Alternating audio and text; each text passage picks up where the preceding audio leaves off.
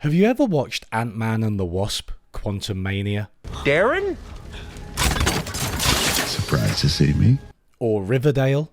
I dropped out in the 4th grade to run drugs to support my nana. That means you haven't known the triumphs and defeats, the epic highs and lows of high school football. Or Lonerbox reacting to Hassan, reacting to Bad Empanada, reacting to Willie Mac, reacting to Hassan, reacting to the war? Have you been on a dating app and all the prompt answers are the same? Oh, you want to debate pineapple on pizza? Your idea of a good Sunday is a walk and a roast? The biggest risk you ever took was downloading this app? Why are the same shops absolutely everywhere? Why are so many politicians so bland, similar, and ineffectual? I say your 3-cent titanium tax goes too far. And I say your 3-cent titanium tax doesn't go too far enough. Have you ever bemoaned the music played on the radio as unoriginal? It all sounds the same. There's scientific evidence that it does. I've made some real big mistakes, but you make the worst one look fine. I think I've seen this film before, and I didn't like the ending. About me. All of these things have the feel of regurgitated slop served up to us as humanity's lowest common denominator. A processing of social preferences that magnifies and reflects trends back at us, then feeds on itself, producing at worst grotesque hallucinations and at best conventional wisdom. There's a nub of substance at the heart of it, but it's wrapped in a combination of laziness, compromise, and superficiality. And here's the thing. None of these were generated by AI. Many people are worried about whether AI will take over humanity, use all of our energy, and result in massive inequalities. Others are excited that it will usher in an age of abundance, humanity's escape from drudgerous work, and a sci-fi-esque future. Clearly, these debates are worth having. Since the launch of tools like ChatGPT, AI has changed our lives, and its impact is likely to be long-lasting, whether for good or for bad. But the question I want to ask in this video is whether AI represents quite as much of a sea change as we've been led to believe. Whether we can find antecedents to ultra-modern technologies like ChatGPT in past human creations, and what that means for how we approach AI in the future. And yes, we will discuss whether or not it's a bubble.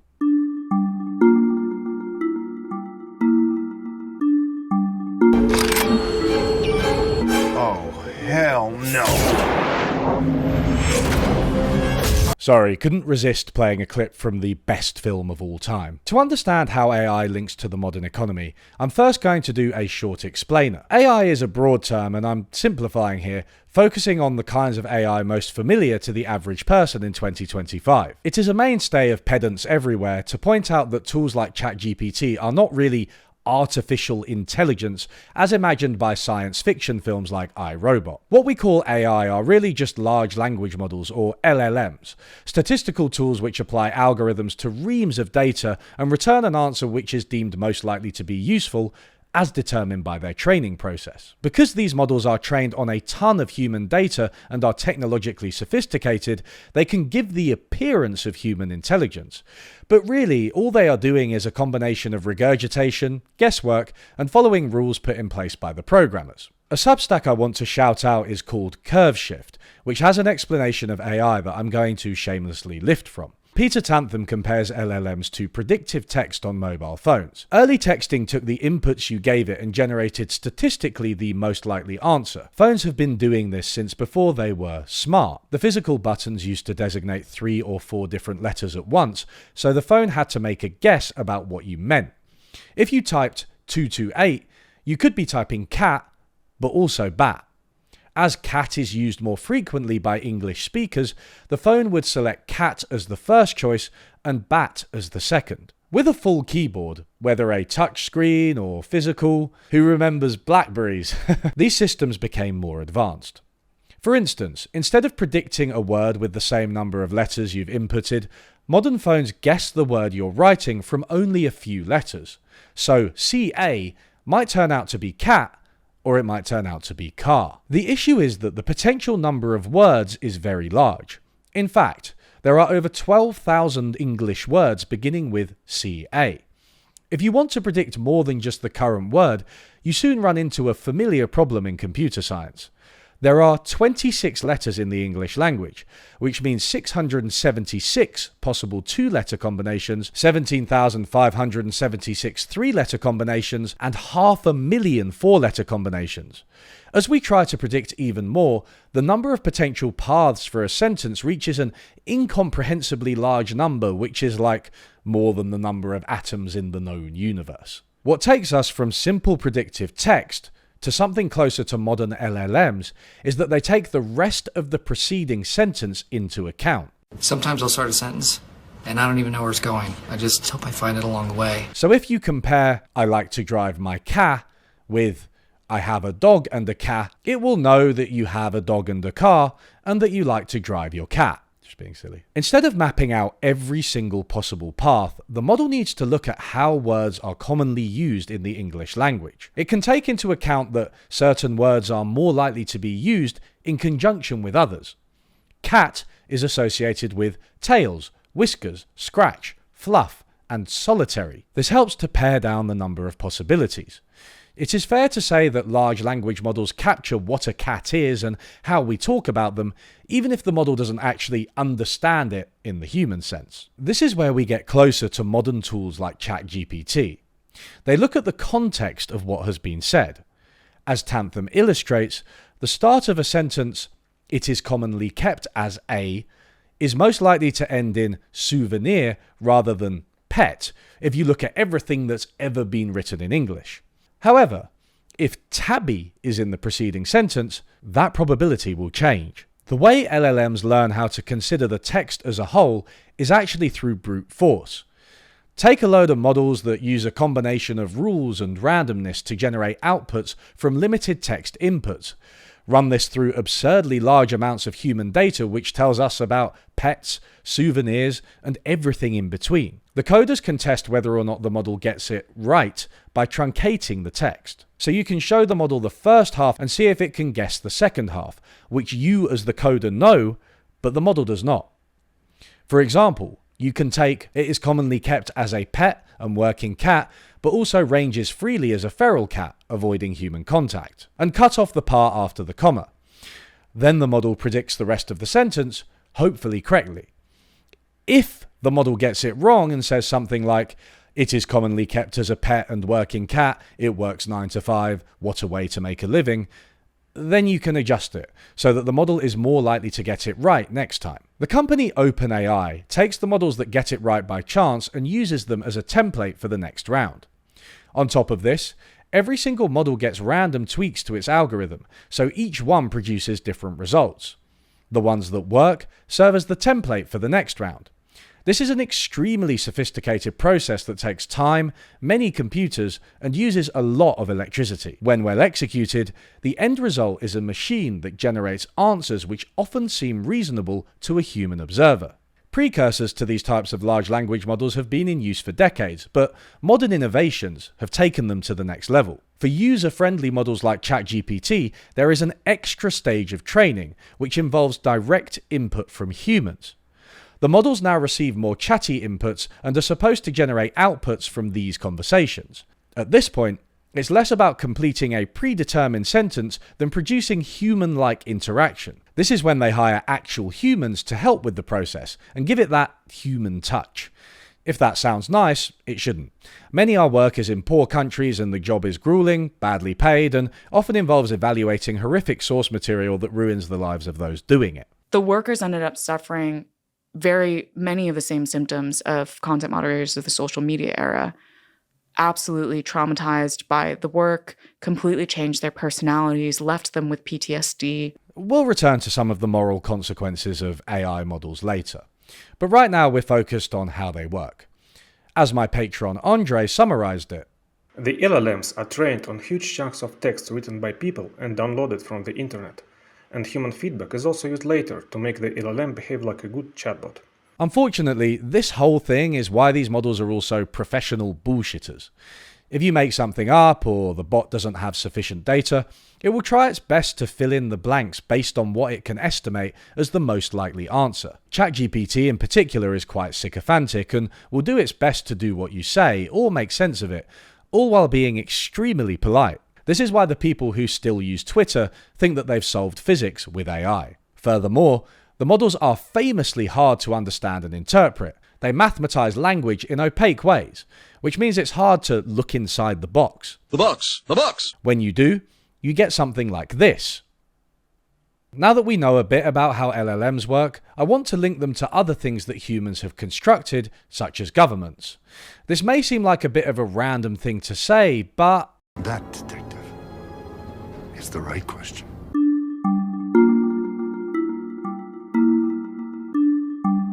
did you ever watch the era of British stand-up comedy which was like, haha, every house has a messy cupboard? We don't want for much, man.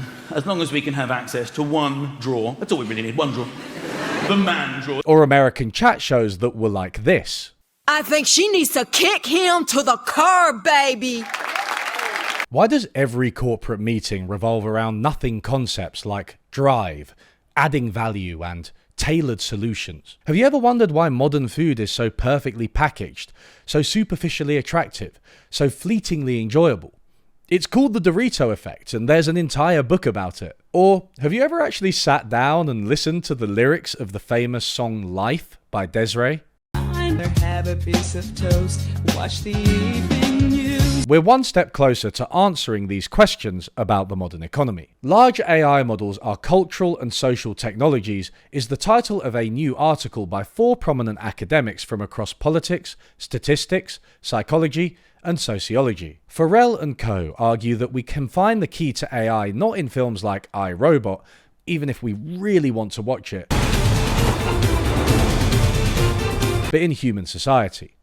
Since humans settled into large civilizations with countless individual roles, diverse economies, and multiple levels of governance, we have had to find ways to manage all of this complexity. The volume of information generated by modern civilization simply cannot be processed in its raw form. Think about it. Does a supermarket know that you haven't been in a few weeks because you were on holiday? No. It only knows that you haven't bought anything and that you'll now stock up on all the essentials. Does your boss know every detail of your working day, including the time Excel just stopped working for no apparent reason? Does the government know everything about you, including what you had for breakfast? Okay, maybe they do. Bad example. We all have different information and needs and tasks that we carry out, and we need to coordinate to get what we want while not getting in the way of others. To do this, we must make use of information from other humans and from our environment. According to this article, AI is just the latest in a long line of human inventions that allow us to do so. Farrell and co. call these inventions cultural technologies. Language itself is one example, a collection of words we dip into to try to express something in a way that those who also speak our language can understand. This is a basic tool of human communication, and a pretty effective one at that. But anyone who has learned even a little of another language quickly runs into areas where translation is difficult, if not impossible. In Portuguese, the word saudade describes a vague and constant desire for something that does not and probably cannot exist, for something other than the present. This is a very poetic word. Yearning for a different life is a universal feeling, but most other languages do not have such a perfect term for it. In Mandarin, there is only the present tense, not future or past, at least as we use them in the West. In Persian and in Russian, there is no word for the, and that's before we even get started on German. Language is an abstraction which has allowed humans to thrive. It's difficult to imagine life without it, yet it reflects the culture of a given society and may not translate perfectly into other ones. In addition, language suffers from plenty of flaws even within societies. People can often struggle to communicate their problems and feelings to others in their entirety. Even the best listener, listening to the best communicator, will not truly know what it's like to be them. It's not just spoken language either. Writing, pictures, videos, internet searches. All of these things have allowed humans to capture information and communicate it to one another in the hopes that it may be used fruitfully. All, of course, come with their fair share of problems. Videos are excellent formats for reaching large audiences and making a compelling argument, but technical details and nuance are best saved for writing. That's why I chose to start an economics video channel instead of a Substack. Cultural technologies are the tools that humans have developed to make sense of our ever-growing, ever-changing, ever-complexifying world. And many of the institutions that we have designed to help us manage our societies do not just transmit and receive information, they use this information to actively reconfigure reality. Farrell and co. draw analogies between LLMs and economic markets, governments, and bureaucracies. This may be harder to wrap your head around than the comparisons between LLMs and writing, but it gives a different perspective on the new technology. And it makes sense when you think about it. Consider that political polls are abstractions, where people are asked a preset litany of questions and their answers are channeled into one of several categories, often simply yes, no, or don't know. If don't know wasn't there, what would you put? The room for nuance and shifting opinions is lost in a snapshot of a representative sample's answer to questions designed to give a general impression that's easily digestible for politicians, media, and citizens. No politician can know the views of voters in their entirety, and it would be even more absurd for them to act on such a vast quantity of information. And that's assuming that they want to. In representative democracies, elections are just political polls, often cruder than those done by Pew Research and Ipsos Mori. They vastly simplify all political preferences of voters into a yes-no answer for a party, or maybe a ranking of parties at best. Farrell and co. state, markets, democracies, and bureaucracies have relied on mechanisms that generate lossy but useful representations well before the computer. Those representations both depend on and go beyond the knowledge and decisions of individual people. A price, an election result, or a measure like gross domestic product summarizes large amounts of individual knowledge, values, preferences, and actions.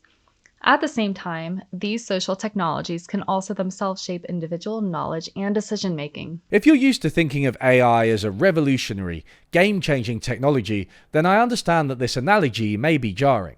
To be clear, the point is not that AI is nothing new. Of course it is. It has already changed our lives in fundamental ways.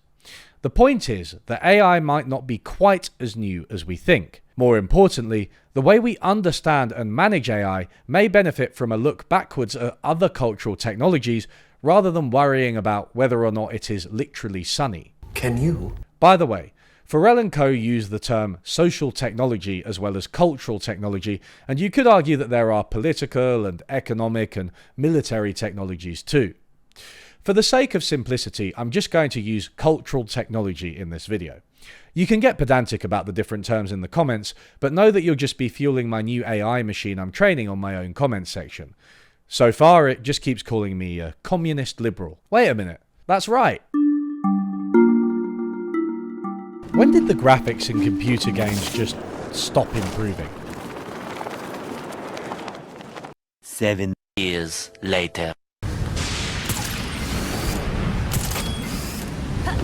Why do such disparate life events as getting a job, finding a partner, and moving house essentially feel the same these days? Have you ever seen that CIA memo about how to disrupt meetings and thought, this just sounds like every corporate, academic, charity, political party, or town hall meeting nowadays? It turns out that there are some credible theories behind what Farrell and co. are saying. The Nobel Prize-winning economist and psychologist Herbert thought deeply about information and how we as humans can harness an irredeemably complex reality to make both individual and collective decisions. My co-author Stuart Mills, no relation, sometimes quips that Herbert Simon solved economics a long time ago. There is a book that in my head I'll one day write where the opening line is the fundamental question of economics was solved by Herbert Simon, the rest is just politics. Simon famously argued that individual humans are rarely rational. We simply cannot process all of the information available to us. Even something as simple as buying groceries is an impossible task if you're trying to sort through every combination you could buy. The number of potential baskets of goods a person could purchase in a typical supermarket exceeds the number of atoms in the known universe. There it is again. In Herbert Simon's work, an important technical concept to grasp is local optimization.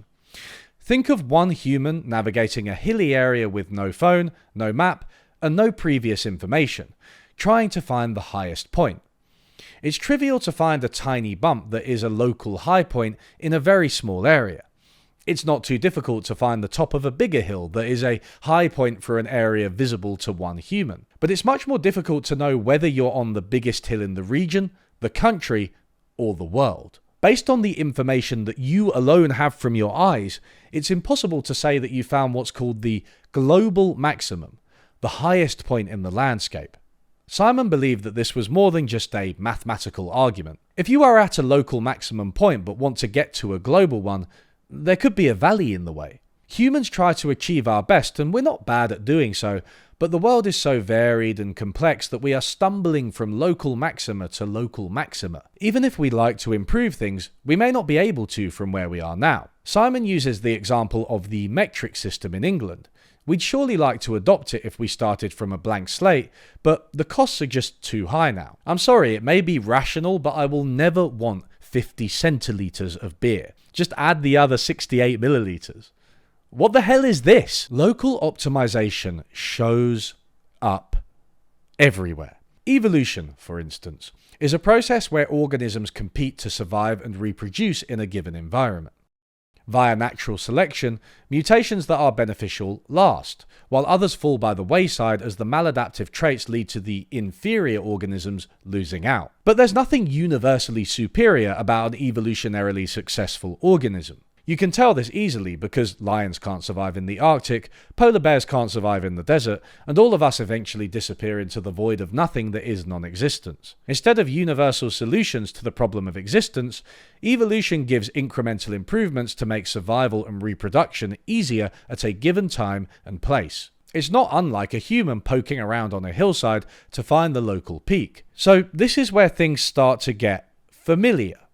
To quote Simon, "The simplest scheme of evolution depends on two processes, a generator and a test. The generator produces variety, new forms that have not existed previously, whereas the test calls out the generated forms so that only those that are well fitted to the environment will survive. In modern biological Darwinism, genetic mutation and crossover of chromosomes are the principal generators, and natural selection is the test." So we've got randomly generated rules that sometimes lead to more beneficial outcomes. When they do, the beneficial rules are selected and the whole thing is run again. Sounds a bit like our explanation of large language models from earlier, no? We can go further into the role of local maximization in the modern economy. Many fans of capitalism have long emphasized the natural selection analogy. Through market signals, people try to get the best value for their money. This means companies compete by lowering price and increasing quality. The best companies make more money so they survive and grow.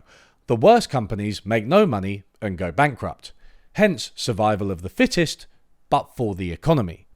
Or so the argument goes. The natural selection mechanism of the market helps to communicate information about what people need, who can make it, where it should be and when, in what price and quantity, how this should be financed, and so on. This mechanism selects for some desirable characteristics and boosts productivity and efficiency over the long term. Free market economist Friedrich Hayek directly linked the power of the market to the limited knowledge and computational power of humans. The most significant fact about this system is the economy of knowledge with which it operates, or how little the individual participants need to know in order to be able to take the right action. Herbert Simon cites a wide range of experiments which show that even in situations where people don't have much information or rationality, markets still largely succeed at getting buyers and sellers together. People can behave completely randomly and markets still coordinate.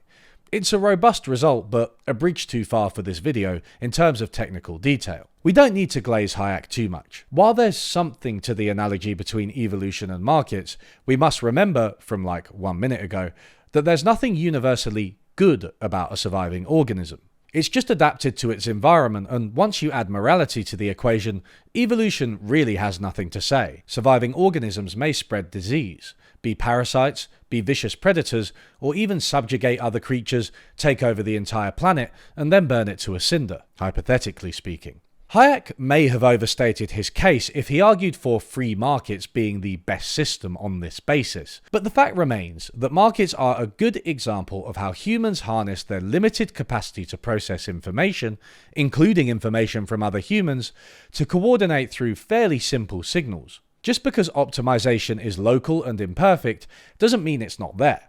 The reason someone buys something ranges from how much they slept last night to their upbringing to when their tribe split from another 100,000 years ago.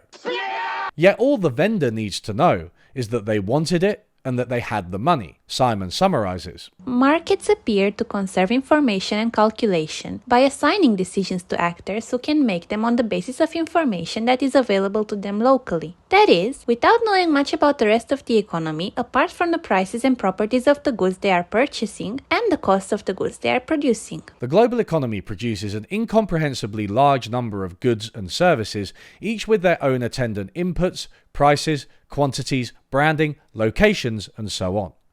There is simply no way that humans could achieve this without the kind of coordination provided by a decentralized market. Someone buying something sends a signal that they want it, and conveniently also allocates the resources to that end to fund the continued production of what they want. Millions of individuals and organizations send these signals constantly, which helps to coordinate resource allocation without everyone knowing detailed information about what should be produced and how. Most of us don't really know how most of the stuff we consume is made, and even inside companies, most people have only a partial representation of how things work. Markets are far from the only cultural technology that condenses, processes, and acts on information generated by large numbers of humans in order to produce better outcomes. The anthropologist James C. Scott famously argued that states see through abstract categories like population census, incomes, age, and so on. It's not that these variables have no meaning without states, but they depend on context, and states often flatten a lot of the detail. For example, as a self-employed person, my income is quite poorly defined.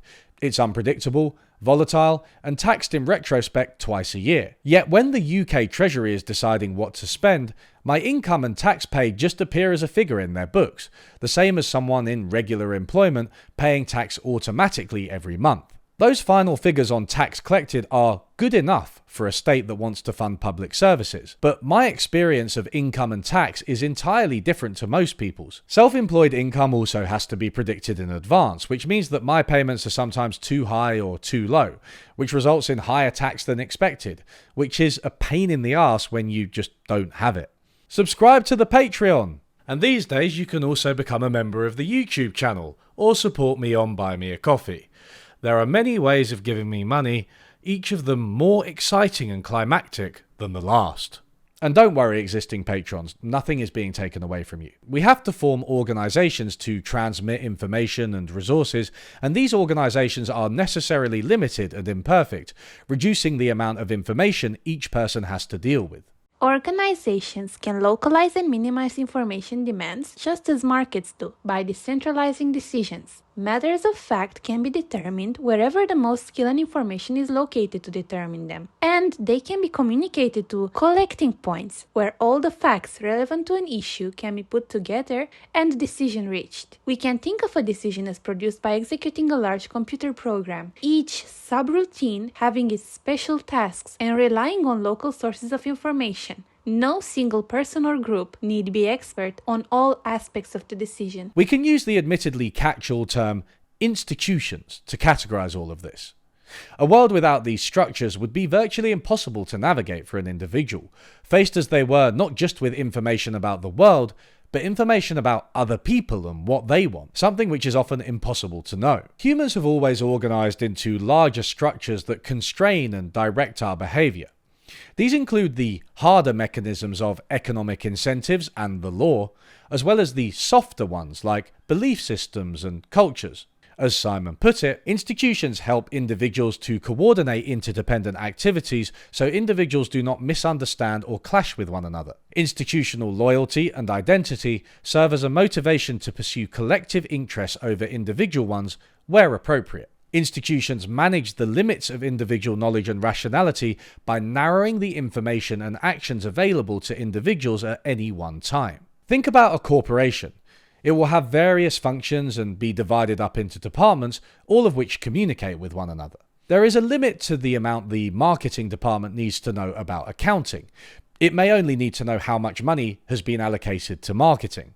People identify with the corporation as a whole, and also with their individual department, and their team within that department. Literally nobody in the enterprise has a full understanding of how it works or the ability to change it entirely, even the CEO. At least, that's what they say when they end up in court. Institutions are powerful cultural technologies that allow us to do much more than we could alone, or even in small bands. As James Scott meticulously documented, modern states have produced remarkable progress in economic growth, in health outcomes, in education, in science, research and technology, in infrastructure, and much more. Markets have also contributed to all of these outcomes and are excellent at providing consumer goods in a way that states have proven not to be. AI is often misused, but in my experience, it is still good at processing, summarizing, and suggesting improvements for information that you give it. It can surely replace some white-collar drudgery and act as a useful consultant when used carefully. Oh my god, I said something marginally positive about AI. Hopefully I don't get as much abuse as Alexander Avila did. And maybe he can help with this video. In November of 2024, Coca-Cola released a Christmas commercial made with AI. The response on Twitter was overwhelmingly negative. I hate it. AI has no place in creativity. This is the most soulless Christmas ad I have ever seen. I'm sorry, but this is utterly soulless. Art is dying. Coca-Cola using AI? Wow, whatever happened to respecting the ancient artistic practice of mass-produced soda commercials? Let's be real for a second, guys. It's a Coke commercial. It's always soulless. It's always commodification. It's always slop. Have you ever watched the new series of The Simpsons? Sing!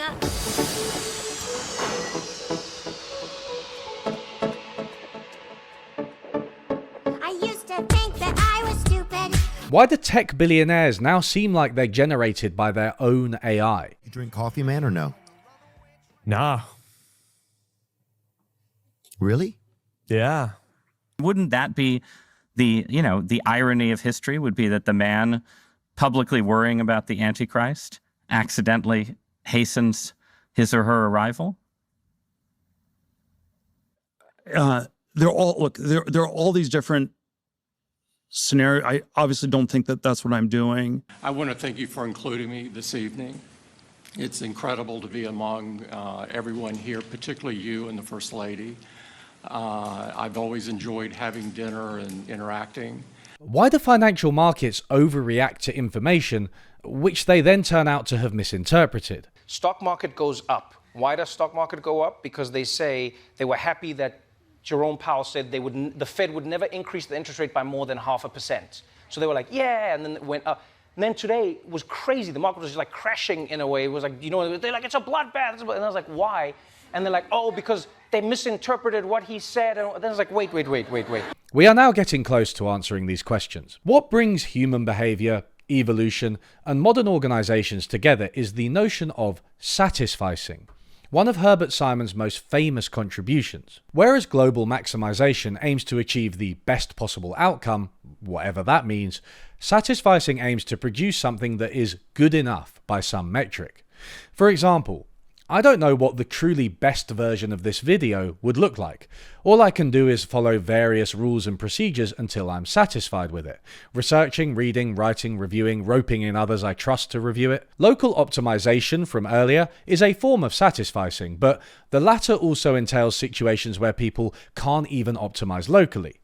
Like when you can't carry on climbing the hill, so you just settle for how far you've already come. This may not be the top, but it's as close as the Simpsons ever gonna get. According to Herbert Simon, our entire human world is one of satisficing, from our biological past to our rudimentary human innovations to our enormously complex modern societies to contemporary AI. Evolution produces a satisfactory outcome which allows an organism to survive in a given environment. Individual humans navigate a hill until they reach a local peak, not a global one. Language allows humans to communicate with one another satisfactorily, but not perfectly. Markets allow humans to distribute resources satisfactorily without too much direct planning, but they create plenty of problems. States allow more direct planning and intervention by using abstractions that are good enough to achieve social ends, except the myriad times they've gone horribly wrong, as James Scott details. Countless other organizational forms and cultural technologies do something similar. Is it therefore surprising that a lot of our modern output is merely good enough? A nice case study is music. It's a cliche to say that all music sounds the same these days, and it was one of my opening examples. A study from 2014 titled Instrumental Complexity of Music Genres and Why Simplicity Sells confirmed that more popular music, as measured by sales, is more simple. They investigated two opposing forces in commercial music, the desire for uniqueness and variety versus the desire for uniformity and familiarity. Humans kind of want both. We want the comfort of an old rhyme sung to us when we were kids, Smelly cat, smelly cat. but also the shock of experimental electronic music. The great thing about music is that you can use a quasi-scientific approach to quantify different aspects of a song, like pitch or loudness. In this study, they take distinct music styles given in the data such as rock, blues, or Latin, 57 styles in total. They then look at the instruments used in different songs.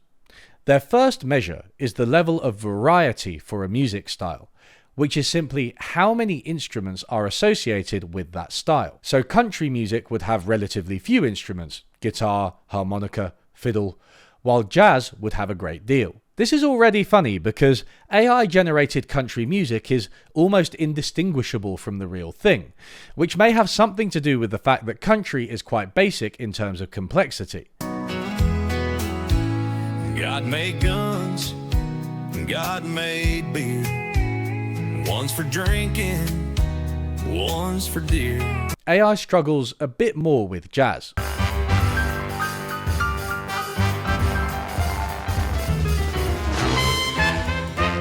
Do you see where I'm going with this? Back to the paper.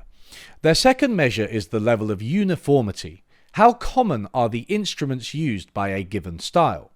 So if a style uses a guitar, which appears in most styles, it's more uniform. If it uses it will be less uniform. The study combines the variety and uniformity measures to give an index of overall complexity of music by style, which they can relate to that style's commercial success. What this graph shows is how the change in the complexity of a style on the x-axis relates to its sales on the y-axis. And there is a clear negative relationship. A rise in sales is associated with lower complexity. This may be just correlational, but they do a bit more to rule out other influences on the results. It makes sense, doesn't it? As music becomes more commercial, the scope for experimentation drops off and people play it safe. Don't this song Money, suit and tie. I can read you like a magazine. and this song But I can't make them stay.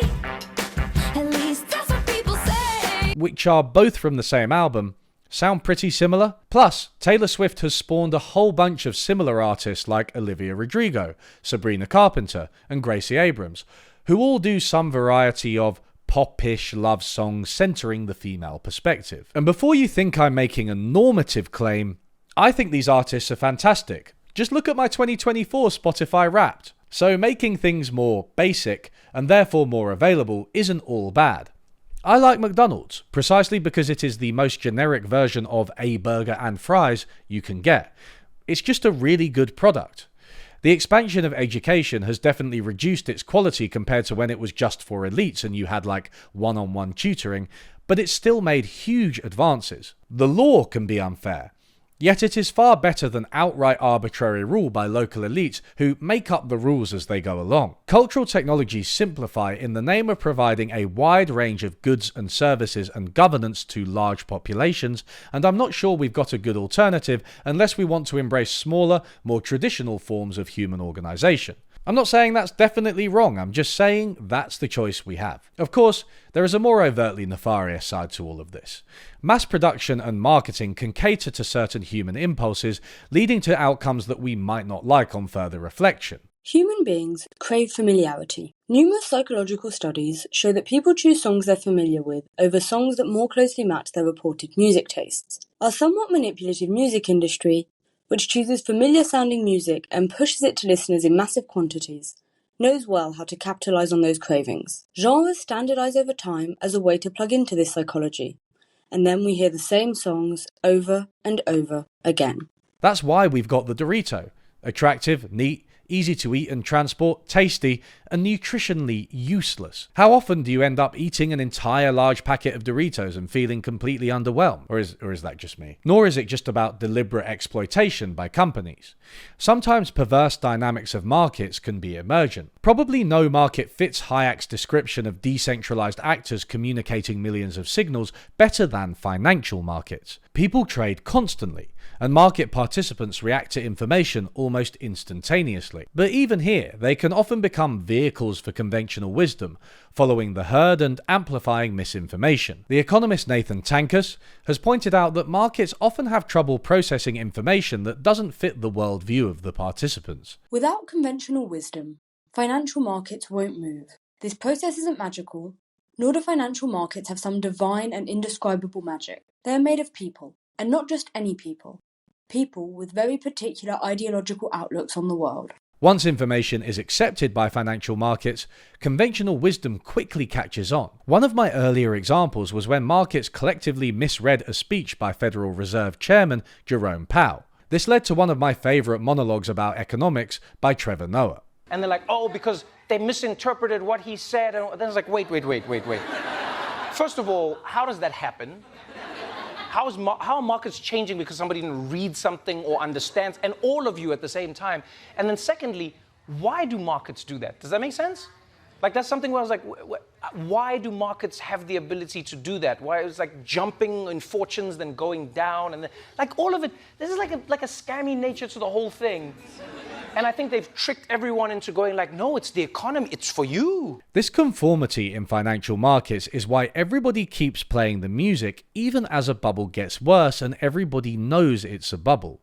Foreshadowing is a literary device whereby, like Herbert Simon, Farrell and co. draw a direct comparison between various institutions and AI. Rather than being intelligent agents, large models combine the features of cultural and social technologies in a new way. They generate summaries of unimaginably large and complex bodies of human-generated information. But these systems do not merely summarize this information, like library catalogs, internet search, and Wikipedia. They also can reorganize and reconstruct representations or simulations of this information at scale and in novel ways, like markets, states, and bureaucracies. Just as market prices are lossy representations of the underlying allocations and uses of resources, and government statistics and bureaucratic categories imperfectly represent the characteristics of underlying populations, so too large models are lossy JPEGs of the data corpora on which they have been trained. So our cultural technologies have always been imperfect, local optimizing behavior by individuals channeled through feedback mechanisms that prune and process the information before acting on that lossy signal, whether that lossy signal is a price, a vote, or a promotion. It's not surprising that we have often ended up with something like the lowest common denominator. Anybody who has tried to appeal to a large, diverse audience learns that the best way is a kind of dumbing down. This isn't an insult to the average person so much as an acknowledgement that idiosyncrasy is likely to lose some people. So minimizing it is one way to keep as many people on board as possible. If you want a wide variety of goods and services delivered to a large population, you're going to need these cultural technologies to simplify things. Add some dodgy actors, tyrants, profit-seeking corporations, wankers of various kinds, and you've got some bad outcomes for sure. Until finally we land on the most perfect versions of ourselves that will appeal to the widest possible audience and offend no one. That is how you make great art. Humanity thrives from creativity. Every so often someone comes along with an idea that changes the game. This could be an entrepreneur, a scientist, a politician, a writer, or more realistically, all of the above plus the people around them. Individually and collectively, human creativity breathes life into our institutions and allows us to improve them continually. If the institutions cease to allow us to do that, then we're going to have a problem. First aired in 1989, The Simpsons started off with poor animation and characters that weren't fully fleshed out. But the early seasons had heart and excellent dark humour, which went over my head when I was younger. Watching them get Nelson back with water balloons was fun as a kid, but as an adult you notice the deeper message.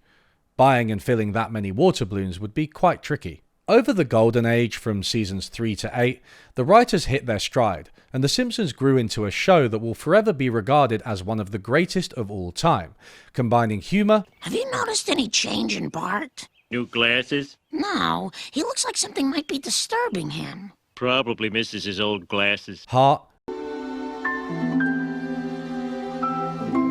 and satire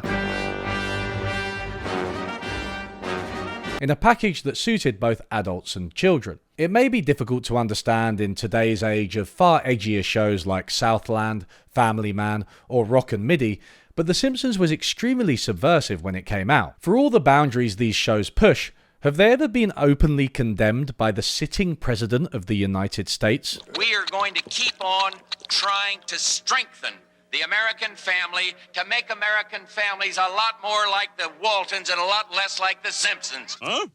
Hey, we're just like the Waltons. We're praying for an end to the Depression, too. The Simpsons took the traditional sitcom, which painted the American family as idyllic and sanguine, and turned it on its head. The Simpsons are perennially dysfunctional when you compare them to the Waltons, for example. The show contains pointed critiques of the workplace, of gender roles, of the school system, of inequality, and of heterosexuality. The show started to decline, depending on who you ask, around season 9, with storylines becoming more ridiculous. And eventually, they were rescued by, let's say, Mo. Jokes becoming less cleverer. Well, Bart, how does it feel to be trolled, memed, jiffed, and dare I say, pwned? And characters becoming parodies of themselves. That's me, Circus Homer. Still, I'm in the camp of this decline was slow, and I find the latter 10 seasons watchable, with some solid individual jokes. I have 3 kids and no money. Why can't I have no kids and 3 money? There are even entire episodes that are good. Nowadays, though, it's a complete parody of itself. As Super Eye Patch Wolf pointed out, The Simpsons is now a brand. And no, dude, the newest seasons aren't good. Just listen to Marge's voice. We're all done. More or all done. End this now. Oh, great, they're doing another movie. One of the other things that happened to The Simpsons was that it was a victim of its own success. It subsequently spawned many copycat shows like Family Guy, which is a lot like the latter Simpsons seasons in that the jokes tend to be more on the nose and, weirdly, the show deliberately wastes your time.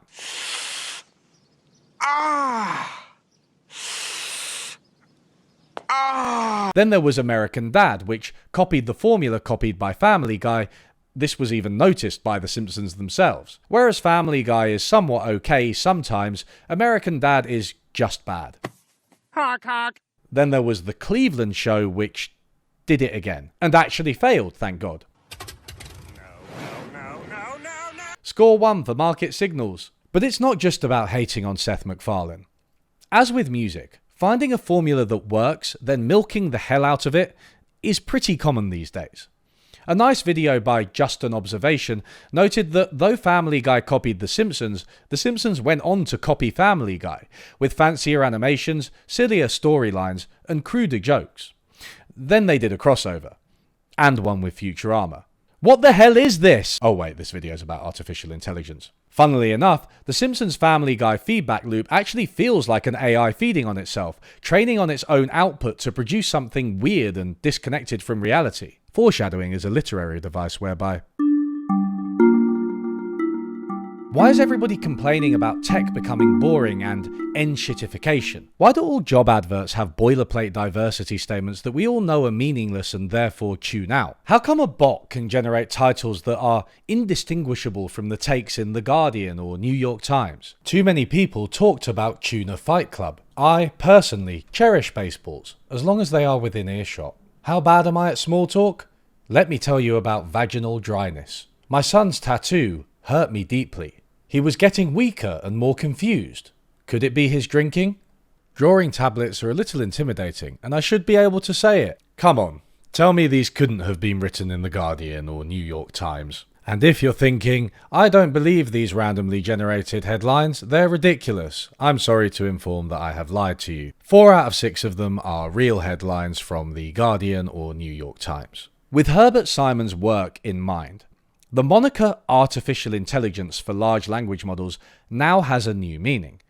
Like our institutions, modern AI is a type of constructed intelligence that necessarily abstracts in order to help flawed and limited humans thrive. It takes information, processes it, and gives us back something useful, hopefully. Herbert Simon starts out as a political scientist who is studying how organizations work. He kind of becomes an economist because he has to develop a bunch of ideas about behavior to explain organizations, which apply to economics. But then in the mid-1950s, he does what appears initially to be a really radical pivot, and he goes full force into AI, and he spends most of his career working on early artificial intelligence systems, and he is today known as the father of AI. And lots of people look at that trajectory and they think, this is really strange, right? He won a Nobel Prize in economics, but he started out studying organizations and he ended working on AI. But it's not if you really try and figure out what he was thinking about.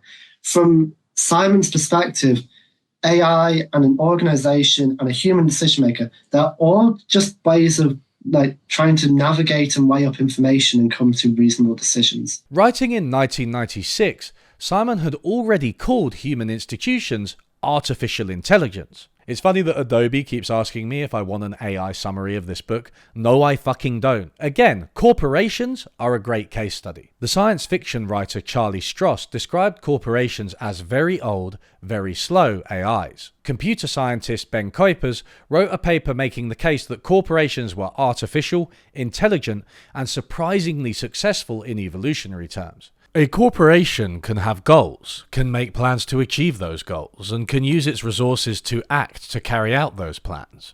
It solves problems and makes decisions about how best to achieve its goals, so it can be considered as an intelligent agent. In his excellent book, The Unaccountability Machine, economist Dan Davies says that corporations basically just take inputs, resources, workers, energy, and produce outputs, the various goods and services they provide us. He argues that through its policies and procedures, the company is essentially just implementing a kind of algorithm, much like a computer running an LLM. You give it some stuff, it follows some rules, and voila, you get the beautiful result. However, these days, our artificial institutions seem to be stolid and stuck in the mud, producing low-risk, low-cost, crappy products. The analogy to a crappy AI is hard to miss. For example, I can't be the first to notice this, but a funny thing about LLMs is that the tasks that they are best at are the tasks that already felt like they were pointless busy work. Like, AI may produce slop, but we were already doing that en masse. It's just going to increase in volume by an order of magnitude. AI is really good at crafting emails about basic logistical details that still seem polite, adding to the ever-growing mass of time we already spent sending pointless emails that were trying to be polite. Will the future just be bots sending each other an infinite stream of emails which nobody reads? AI is often used to aid students with their huge volume of assessed essays, much to the chagrin of university professors, but those same professors often end up using AI to mark those same essays. Will the future just be students writing essays using AI and professors marking it the same way so that nobody learns or teaches anyone anything? Job applications have become increasingly detailed, and the number you have to send to get a job has multiplied several-fold. Again, any company having trouble with this sheer volume of applications can always use AI to help them manage it. Online hiring platforms have made it easier to find an opening, but harder to secure one. Applicants send out thousands of AI-crafted resumes, and businesses use AI to sift through them. What Bumble and Hinge did to the dating market, contemporary human resources practices have done to the job market.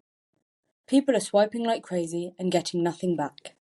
And the news now doesn't just sound like it's written by ChatGPT, it actually is. This article concludes by saying, if you want, I can also create an even snappier front-page style version with punchy one-line stats and a bold, infographic-ready layout, perfect for maximum reader impact. Do you want me to do that next? So we've industrialized not just the blue-collar economy, but the white-collar economy now, with the result that everything just feels mass-produced.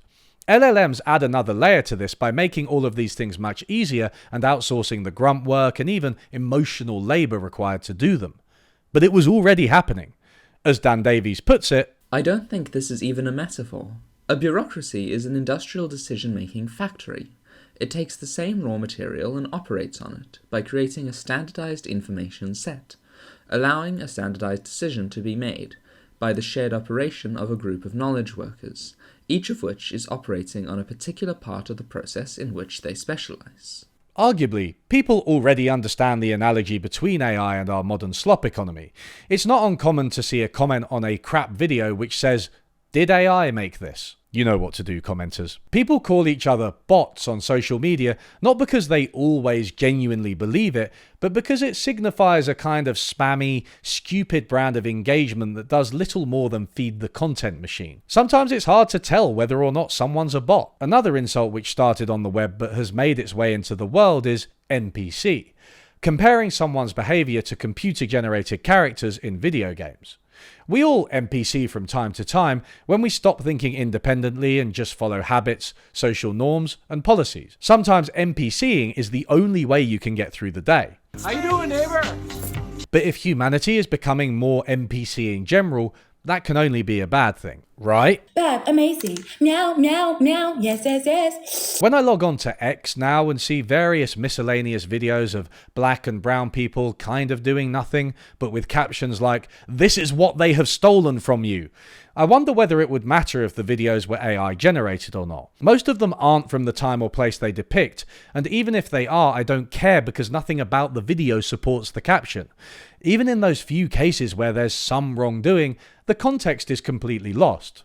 It's just slop content served up to appeal to a particular bias. Like, these same accounts also generate misleading footage using AI. But does it matter? AI or no AI, these videos are not real. So many people have noticed the TikTokification of music, with songs getting much shorter and relying on catchy hooks with very little focus on a verse or a bridge. Right foot up, left foot slide, left foot up, right foot slide. YouTubers have noticed this across countries, with two different videos on the topic, one made in America and the other made in India, being basically the same, even though I didn't understand the language of one of them. YouTube videos are so generic. There's some meta commentary in there that's hurting my brain. While our systems have long been flawed and involved compromise, recently it really seems like they're failing. What has gone wrong with our cultural technologies, and how does it explain the examples I've given repeatedly throughout this video? Do these technologies make us dumber? When I first typed this out, I wasn't really paying attention and it came out like that. I just thought that was ironic. We've all had the experience of realizing we've forgotten how to navigate without Google Maps, with it gradually dawning on us that we can just look at street signs or ask someone or feel our way around. The Oxford University Press word of 2024 was brain rot, which captures the feeling of losing your mind scrolling through algorithmic nonsense. Long before social media, people complained that television was making us dumber. Conservatives often argue that people rely on the government too much these days, not taking responsibility for their own welfare. Some make similar complaints about buying everything through markets and not being able to make anything our damn selves anymore. I've only just started shooting and editing my own videos, despite being a YouTuber for 5 years. And I'm not that good at it. Finally, there is solid evidence that using ChatGPT too much literally erodes your critical thinking capabilities. You stop thinking when you can get a comprehensive answer to every question without having to think. Cultural technologies simplify information into a digestible form. The problem is that when we forget that they are simplifications, the map becomes the territory, and we no longer use our own reasoning capacities based on the superior information that we have as individuals or as groups. We rely on the lossy signals from markets, governments, and algorithms to understand the world and make decisions for us, instead of using them as tools. We do well to remember that technologies, whether cultural technologies or computational ones, are just that, and can't substitute for the human experience. This isn't some wishy-washy cry for us all to do better, though. The truth is that these systems are breaking down. Dan Davies claims that the modern economy is structured in such a way that many of our cultural technologies are no longer working. The reason is deceptively simple: accountability. Have you ever wondered why every interaction with a modern corporation feels like banging your head against a brick wall? Why you can't speak to a person and when you do, they still can't fix your problem? Yet you know it's not their fault because they're just some hapless cog in the machine, just like you. And the system is organized so that people with no power just have to pointlessly shout at each other. But why, Natalie? Still critiquing ContraPoints 10 years later. Anyway, it's because modern systems lack accountability. You get led in circles from one person to another, none of whom are responsible for the decision. These days, customer service has started to use AIs as part of the evasion loop, but it was already terrible without it, so what's the difference? As Davies puts it, every year, more of the decisions that affect our lives are made not by people, but by systems. Strange, alien intelligences with desires and drives quite different from our own. They're taking over the world. And not only that, for it seems that some of them are going mad. When alien intelligences fail, from democracy to the market to corporate hierarchies, you end up with bland politicians, terrible customer service, and my very first example in this video, Ant-Man and the Wasp. Darren? Surprised to see me? If this sounds tendentious, it shouldn't. It's just what's happened in the modern economy. Disney have gradually bought up the rights to beloved franchises like Marvel and Star Wars, and, of course, The Simpsons. R.I.P.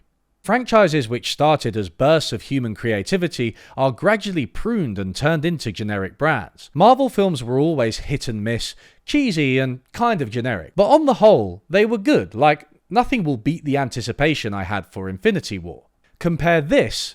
In time, you will know what it's like to lose. To feel so desperately that you're right, yet to fail all the same. To this. Drink that booze. Drink that booze. Hello. Oh, hi. Hi. Did you drink the ooze? God, I fucking hate that film. And I haven't even watched it all the way through. That's right. I'm a fraud. No, I cannot get through it. I've tried like 3 times, including in the build up to this video. Sorry, everyone. Hopefully, I can go beyond the chorus of people bemoaning the obvious decline of the media and offer more insight by using our idea of cultural technologies and satisficing. Now, anyone who is knowledgeable about these ideas will realize that I'm simplifying things. Corporations, LLMs, markets, states, these all behave very differently. You could say that markets, evolution, and LLMs are in one bracket because they are decentralized satisficing processes, whereas corporations, governments, and other organizations are in another because they are hierarchical. For the purposes of this video, it's sufficient to say that what all cultural technologies have in common is that they condense, process, and utilize information. And in order to get the right information in the right place at the right time, they rely on feedback from their environment. In fact, all of Simon's satisficing behavior relies on feedback. When you're navigating a hill, you get feedback from your senses to tell you where you are. When a company tries to sell something, they get feedback from customers, mostly through sales. Governments get feedback through elections and public opinion. LLMs get feedback through their training processes. Feedback is crucial because without it, systems can misfire indefinitely. Massive corporations like Disney are no longer getting feedback from their environment, or at least not the right feedback. As a nice video by Patrick CC reminded us, Disney really have turned everything they touch to shit. Not only have they been making uninspiring, lackluster new films, but they have been going back and changing old stories, altering the narratives of iconic creations. To make things even worse, they buy out competitive film studios who are actually making cinematic masterpieces and drag them into the mud. In a generally enjoyable video, Patrick finishes by somewhat oddly blaming inclusivity indexes for the decline of Disney. A limited explanation for such a massive phenomenon. But when you learn about the Corporate Equality Index, you might think differently as to why companies are all of a sudden being so forward with their political ideologies. Equality indexes directing the money of investors are just one aspect of a much larger problem: the dominance of financial considerations over most decision making today. Dan Davies places the blame for the accountability crisis on the ideology of finance. The decision-making system of a modern corporation has a particular dysfunction. One of its signals has been so amplified that it drowns out the others. The profit motive isn't something that can be ascribed to corporations. They don't have motives. What they have is an imbalance between the two key higher functions: here and now versus there and then. They aren't capable of responding to signals from the long-term planning and intelligence function because the short-term planning function has to operate under the constraints of the financial market disciplinary system. Either a corporation has a survival condition based on needing to make a monthly interest bill, or there's an implicit threat from the financial environment that if it fails to behave in a particular way, it will be taken over by an outside entity. That is to say, all of the signals that companies are supposed to take from customers, employees, and governments are ignored relative to those from financial markets where shareholders buy and sell stocks with an eye to making a short-term profit. Another culprit in our modern economy are huge monopolies. Hostile takeovers from bigger fish are always a possibility. Disney, the biggest fish of all, is a massive company which acquires as many licenses as it can and pumps out content with strong brand loyalty like Star Wars. This guarantees a solid viewer base in the short term, which leads to high returns for shareholders, but over the longer term the brand strength is eroded as the goodwill of customers evaporates when we have to watch Vader fight Obi-Wan again, retconning the whole canon which was already ruined by the prequels. Another one might be when Marge literally said that she was a Disney princess, and then was voiced by Kristen Bell. Don't choose, take me there. The cast said yes. We're putting on a musical. Places everybody. If we're thinking about Herbert Simon's optimizing behavior from earlier, it seems that optimizing for shareholder value has beaten out all other objectives in modern companies.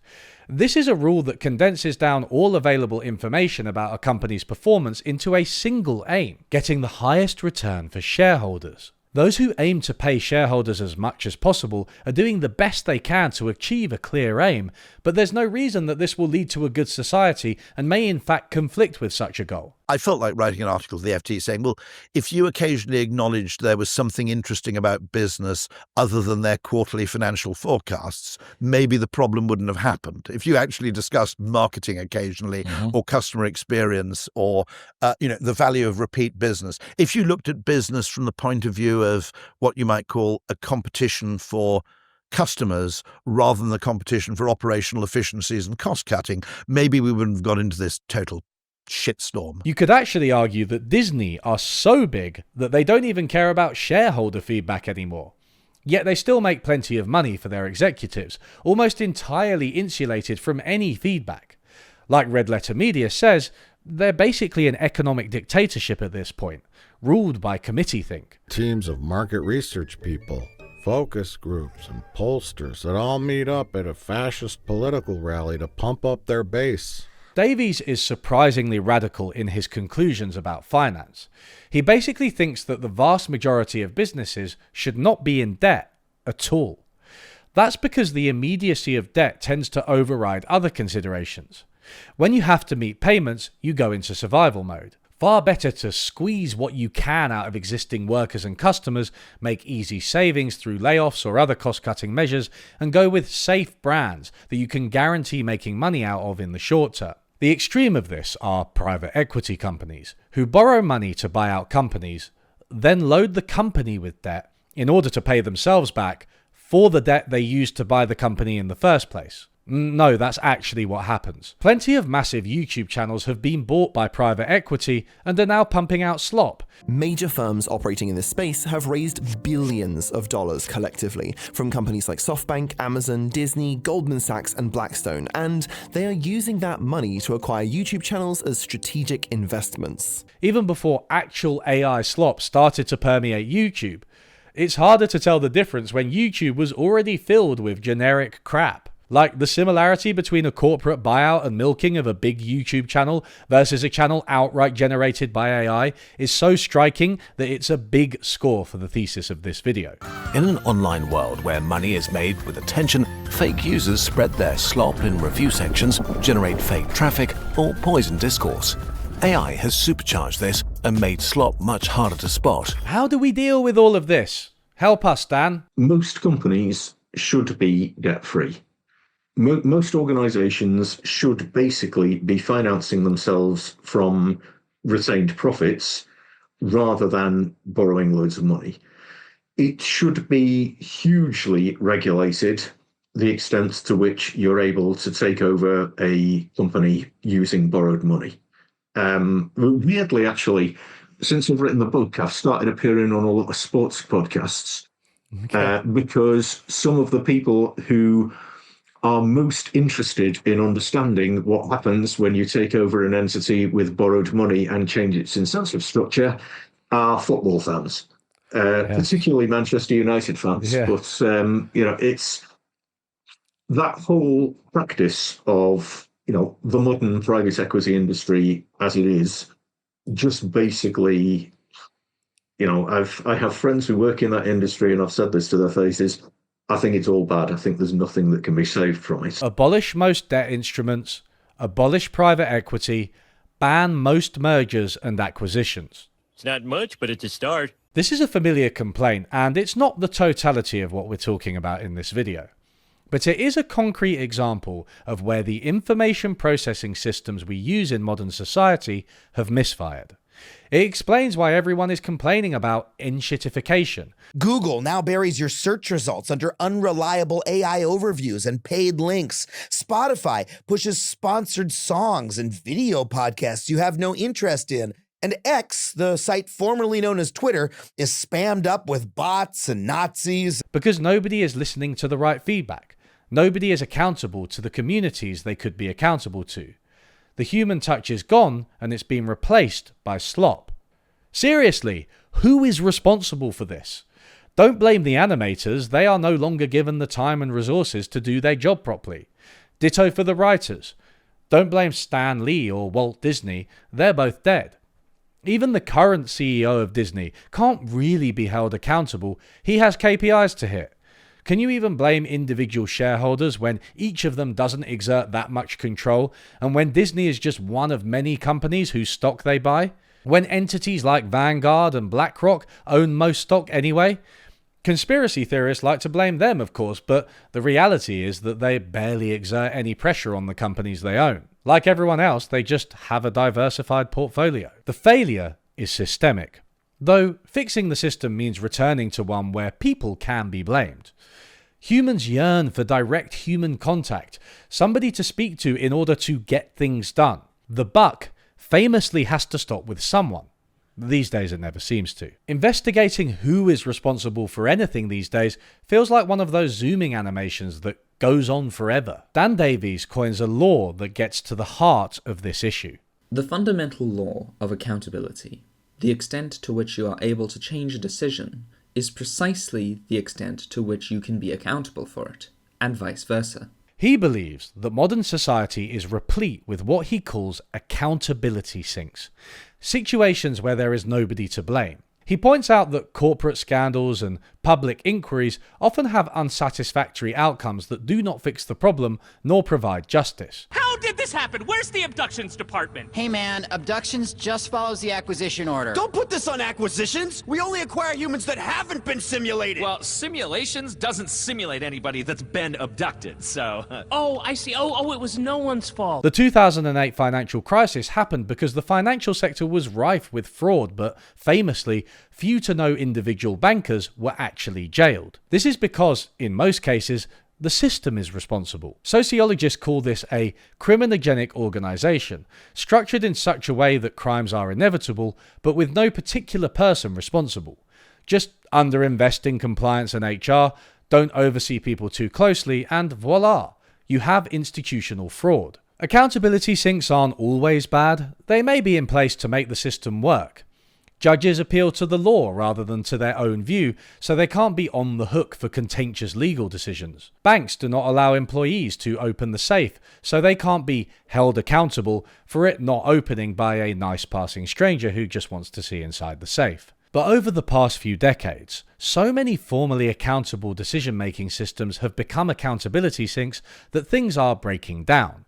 Again, chief among these is shareholder value maximization, also a huge culprit in the financial crisis. Bankers walked away with bonuses based on short-term performance, even as the superstructure of debts they were building came crashing down. They were able to say, "We were just maximizing shareholder value." A beautiful accountability sink. I know what you're thinking. Where does AI, as in large language models, fit into all of this? There's one crucial difference between AI and the cultural technologies that came before it. AI intrinsically has no accountability.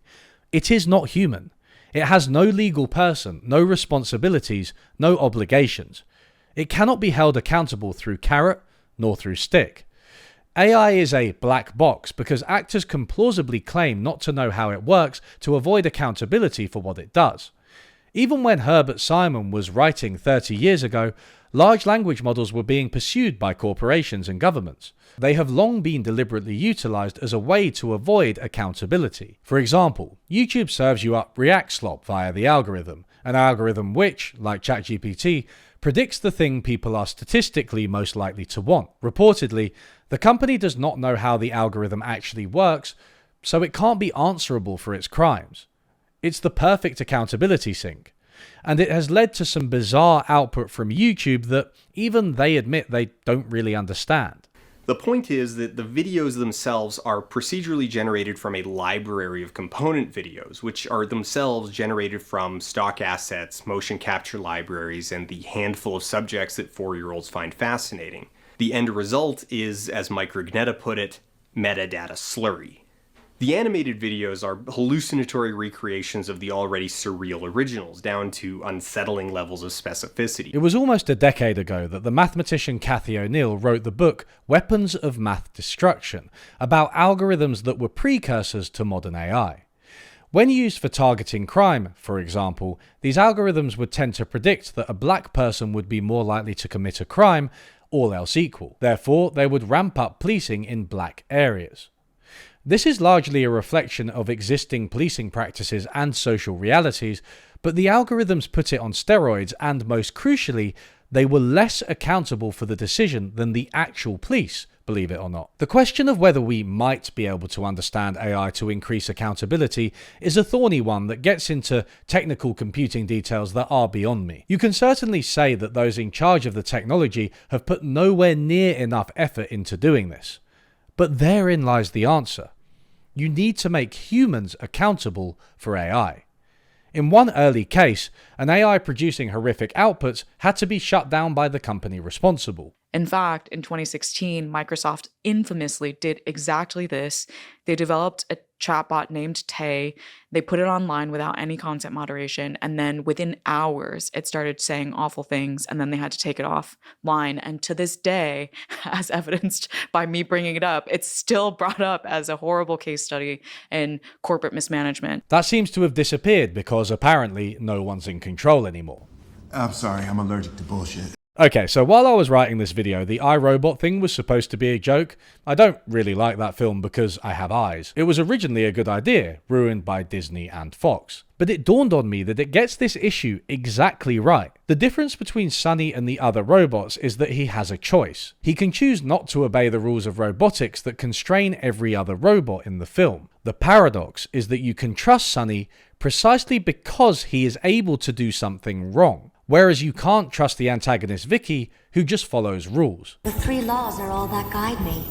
To protect humanity, some humans must be sacrificed. In the real world, our AI does not have a choice, and while that makes it a useful servant in some scenarios, it also means that it will lie to our face, apologize, then continue lying. The moral is that you can only trust a human and maybe some dogs.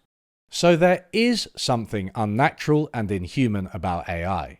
But our systems have felt inhuman for a long time. Not because markets, states, bureaucracies, corporations, and algorithms are inherently destined to fail, but because in the modern economy, they have been designed to fail. Long before LLMs, corporations had sought to make themselves into black boxes, incomprehensible to outsiders and maybe even to insiders.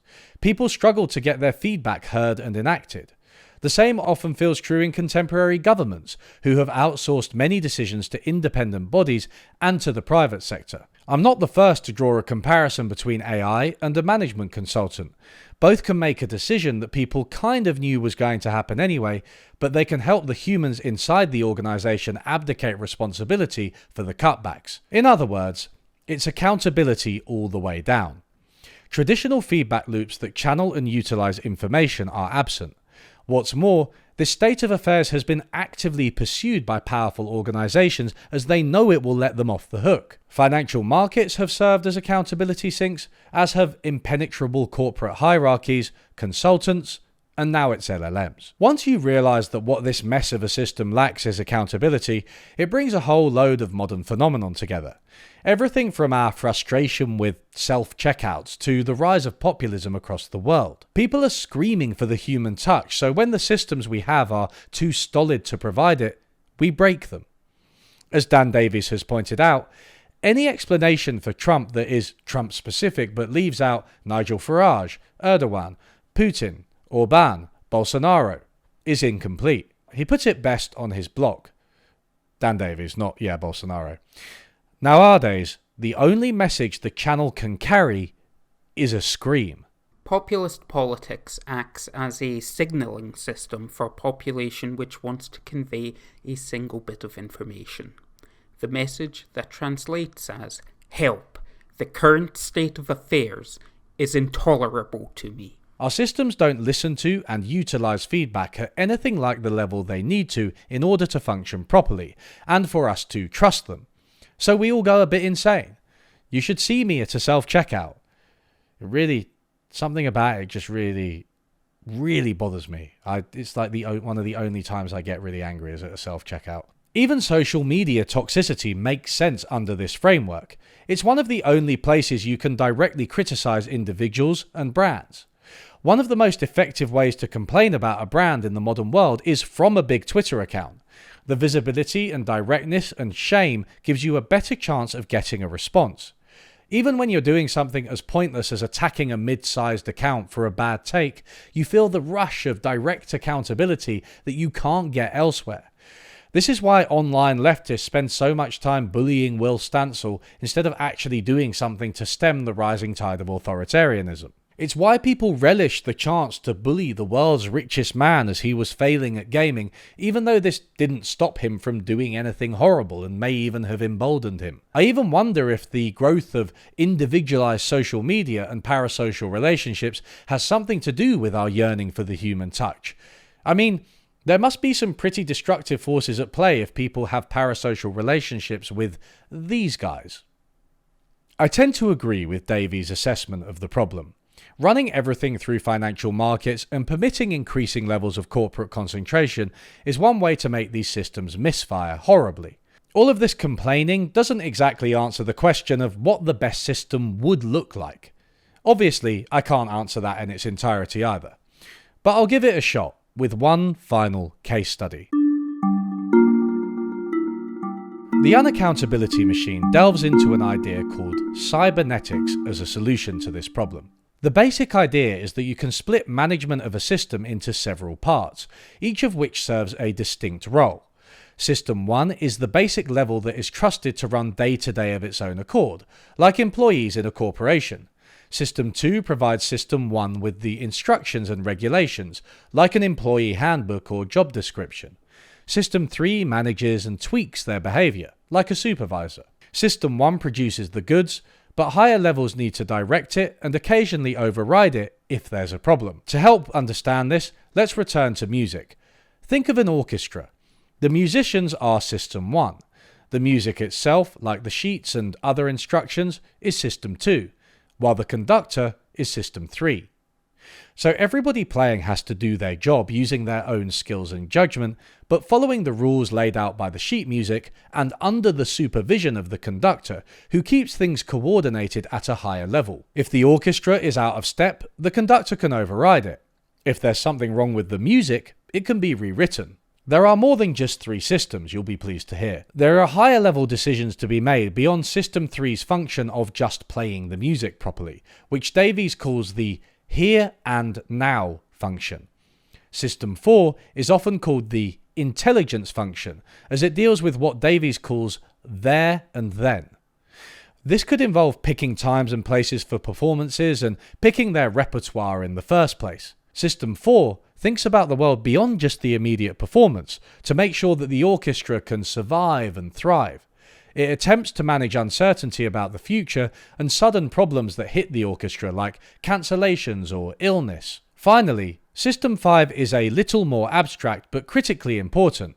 Philosophy or identity. It matters what kind of orchestra is playing, and deciding that you're playing Baroque only massively reduces the complexity of the problem. One of the main things System 5 does is prevent System 4 from meddling too much with System 3. Like, a Baroque orchestra can't suddenly decide to start playing heavy metal. Identity allies System 3, the here and now, with System 4, the there and then. Without System 4 to think at a higher level, System 3 may not change enough, with the conductor getting stuck playing the same thing again and again at the same place. For its part, System 4 may have a temptation to tweak and change things too much, so System 5 needs to regulate it. Sticking to a consistent philosophy means that everyone is pushing in the same direction. Cybernetics is a way of thinking that helps us to understand where the responsibility needs to be, where the buck stops. After all, every system has some responsibility as a corollary of its duties. System 1, the basic agents who do most of the actual work. System 2, the rules or regulations that they follow. System 3, the here and now management of System 1, which can override it should it malfunction, as well as tweaking System 2 where necessary. System 4, the there and then intelligence function, which deals with the bigger picture, planning for the future and adapting to change. System 5, the identity or purpose of the whole system. Yay, it's another list. I don't expect you to memorize all 5 systems and understand them intimately just as a result of this video. Cybernetics is best illustrated through examples, and we've already mentioned the next one: central banks and the 2008 financial crisis. Since the 1990s, central banks across the world have been at arm's length from governments. They were tasked with using interest rates and other tools to manage the economy independently of meddling politicians. Specifically, they try to make sure that inflation doesn't get too high, while also ensuring that unemployment and growth are at acceptable levels. A higher interest rate restricts economic activity, reducing demand and taming inflation, as happened during the cost of living crisis when we had to increase interest rates. Conversely, lowering rates stimulates spending and economic activity, generally increasing inflation with it. Most central banks today aim for around 2% inflation, a supposed sweet spot. If you're super smart, you might recognize this setup as analogous to our orchestra. Everyone in the economy is like the musicians, doing our own thing and producing economic activity. The various rules and laws and incentives that direct us are like the sheet music or the regulatory function. And the central bank takes the higher level variables produced by this grand economic tune, like inflation, unemployment and GDP, and tries to manage them, just like a grand economic conductor.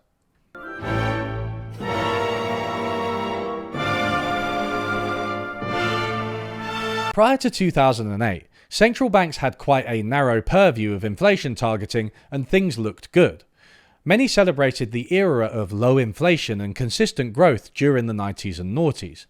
This was christened, variously, the Great Moderation, the Nice Times, non-inflationary continuous expansion, or the Goldilocks economy, neither too hot nor too cold. What this missed was a massive housing bubble, growing debts, and a house of cards worth of financial instruments built on top of these. When it all came crashing down, Lehman Brothers went bankrupt and the global economy went into recession. So System 3 was kind of doing its job, but it missed something. Central banks lacked the foresight to plan for unexpected shocks. In other words, we're talking about a failure of System 4 or intelligence. We've lost intelligence! I repeat, we have no intelligence! Central banks focused on the here and now of what their data told them to do to manage inflation by changing interest rates. They missed the bigger picture and all the things that lay outside their model: private debt, house prices, financial regulation, international capital flows, and entire hedge funds trading billions. This is a classic failure of intelligence. A real System 4, though, is explicitly concentrated on those parts of the environment that aren't yet relevant to what it's doing. This capability was weak in the central banks. They were not looking for things that might have upset their policy-making framework. The information was there, but it hadn't been organized into the decision-making process and didn't shape the view at the management or operational levels. Anthropologist Gillian Tett has noted that one of the most telling absurdities of this period was that the financial institutions that were borrowing the most were categorized as other financial corporations by regulators and correspondingly ignored. They were in the miscellaneous category even though they were doing the most stuff. A failure of System 4 is often also a failure of System 5, which aims to balance here and now with there and then. Central banks had a philosophy of being independent of governments, targeting inflation through interest rate management, which made their purview too narrow. It's revealing that in this case, there is an explicit separation of central banks from governments, which almost feels like carving a line between Systems 3 and 4. Because central banks were just looking at a few variables, they missed the kind of holistic information that can be attained via democratic politics or expertise outside of mainstream economics, which they utilized heavily. Since 2008, central banking has changed a lot. New tools like quantitative easing have sprung up. Financial regulation is now more holistic, and they are more aware of general trends in the economy.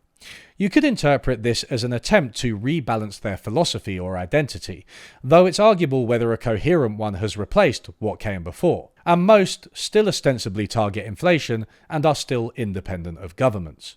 For now, the intelligence function of central banks failed, with their immediate management taking up too much room in the system so policymakers could not see the bigger picture. The 2008 financial crisis can be understood through a cybernetic lens because of this failure to see problems outside of inflation targeting.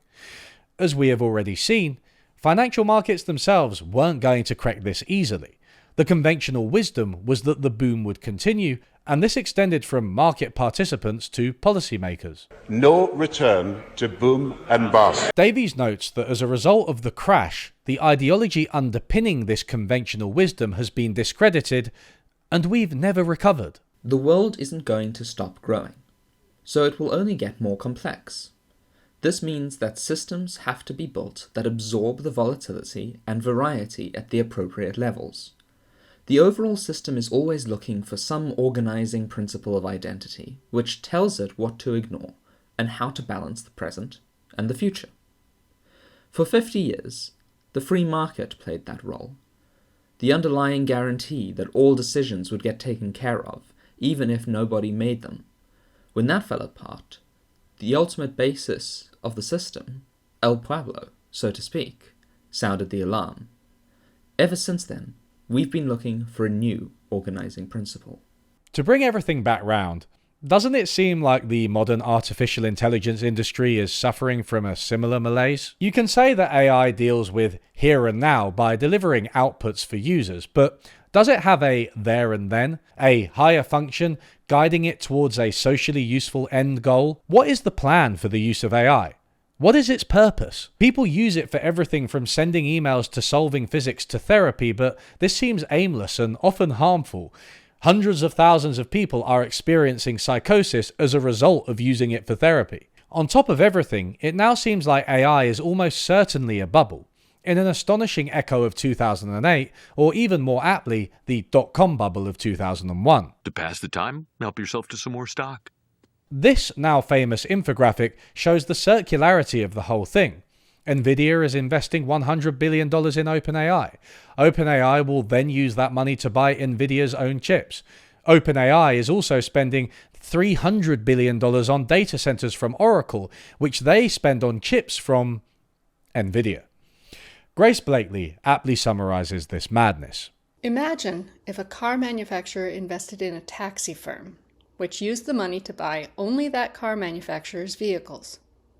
The car maker could claim rising sales, the taxi firm could say it was growing, and investors might conclude the transport sector was booming. Everyone would start to throw money at these firms for fear of missing out on the boom, creating a self-fulfilling cycle of rising valuations. But there's no one at the end of the chain buying the product, taxi rides.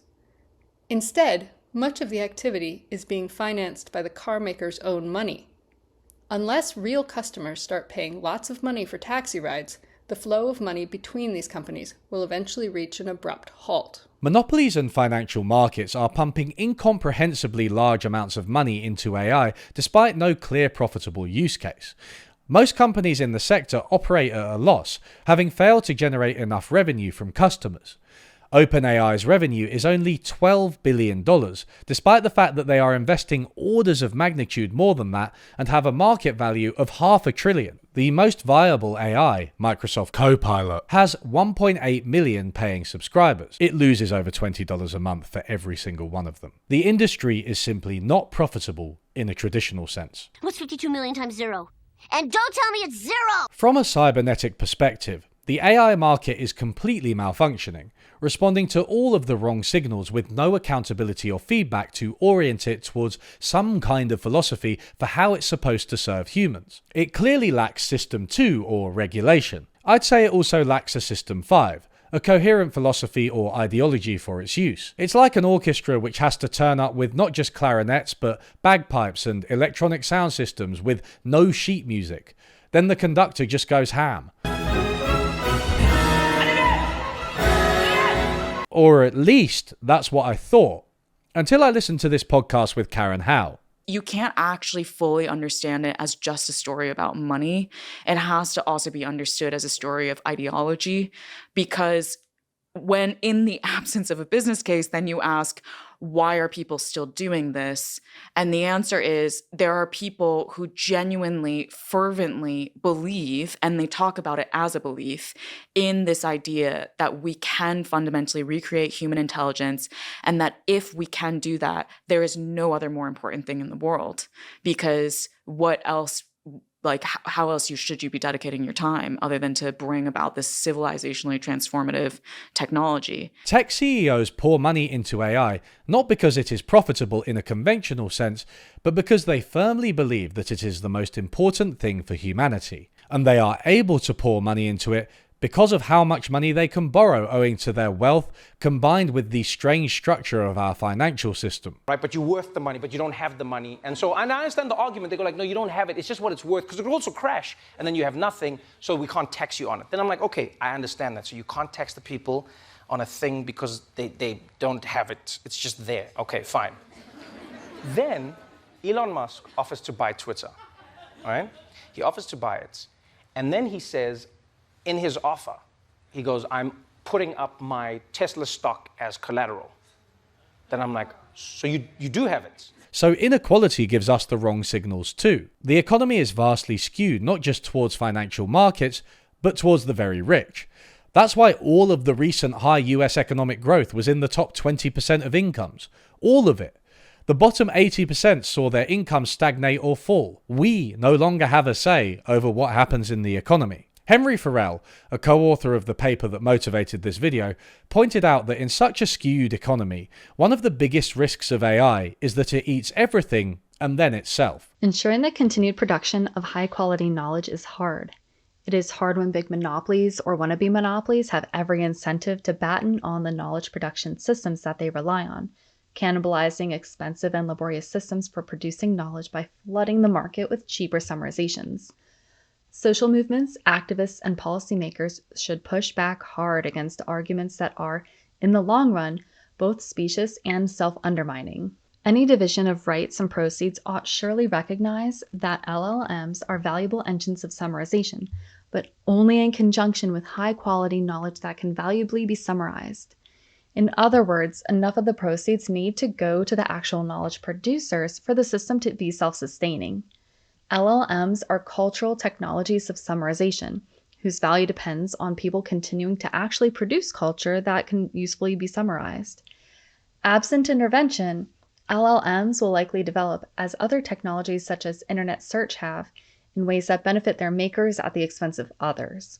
The summarizations that they produce risk supplanting the culture that they feed on. It's just like the Family Guy Simpsons crossover. Tech CEOs likely have some bizarre singularity approach in mind for their continued investment in the AI bubble. Plus, they have the assurance that they will do all right out of it no matter which way things go. This is a guiding philosophy of sorts, a System 5. But who the hell asked these guys to define our philosophy? This presents us with the final paradox of cybernetics. Is it about individual responsibility or about designing systems? The answer is yes. Systems must be designed according to sensible principles which ensure feedback from the right places. Furthermore, they should give key people both the power to change something and accountability for outcomes based on how they perform. This is just Dan Davies' fundamental law of accountability again. The fundamental law of accountability, the extent to which you are able to change a decision, is precisely the extent to which you can be accountable for it, and vice versa. Such a system would both create better outputs and mean someone was responsible when things went wrong. Cybernetics is one way of doing this, with the 5 different systems being a good way to hold people accountable for their various roles. But it's just one set of principles, and I'm sure distinct or even better ones are out there. So, that's it. Oh, I see. Then everything is wrapped up in a neat little package. Hope you enjoyed my theory of everything. While this video started as an analysis of why Jimmy Fallon is annoying and I don't like him, this has clearly become a matter of national, even global interest. Thanks for watching. This video has arrived a little bit later than I wanted, as you can probably glean. It's a very 2025 video, and the rough cut was done in November, but unfortunately I'm having to release it now. I had some problems with the editor, so I just had to edit this myself. And thank you very much to a bunch of my patrons and people in the book club who read some of these books with me and who did quotes. Thanks to my research assistant, the Parker. Thanks to all of you for watching. Oh yeah, and one thing is, since recording this video, I mean, examples just come thick and fast, and I'm sure that you can tell me more in the comments of the sort of comparison between AI and the modern capitalist economy. But I did watch Stranger Things Series 5. I'll just leave it there.